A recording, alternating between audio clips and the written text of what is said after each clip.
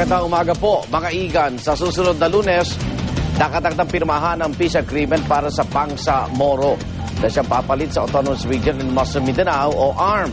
Umaasa magkabilang panig na ito ang paplansya sa ilang dekadang sigalot sa Mindanao. Narito ang unang balita, update.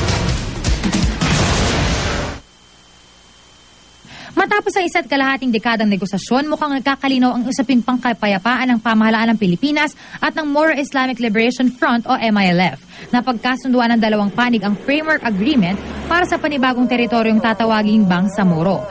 The ARM is a failed. Many of the people continue to feel alienated by the system, and those who feel that there is no way out will continue to articulate their grievances through the barrel of. We cannot change this without structural reform. Ang Bangsamoro ang papalit sa Autonomous Region in Muslim Mindanao. Posible raw isamang Isabela City sa Basilan, 6 na munisipalidad sa Lanao del Norte, ilang barangay sa 6 na munisipalidad sa North Cotabato City. Gayunman, ang dumaan sa Kongreso at plebisito ang paglikha ng Bangsamoro. Kapag nabuo ang Bangsamoro, magsasagawa raw ng eleksyon sa lugar.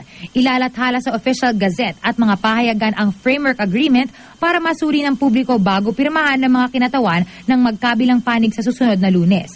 Kabilang sa mga magiging witness sa pirmahan sina Pangulong Aquino at ang Prime Minister ng Malaysia kung saan isinagawa ang peace talks. 1996, unang gumulong ang peace negotiation sa pagitan ng pamahalaan at ng MILF sa tulong ng Malaysia.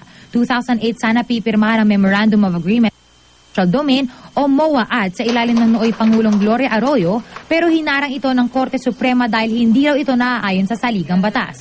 Kung ikukumpara sa MOAAD, mas bukas daw sa publiko ang proseso ng kasalukuyang kasunduan. The MOAAD had no consultation. An imposition. No? As I said, in this case, there was full consultation.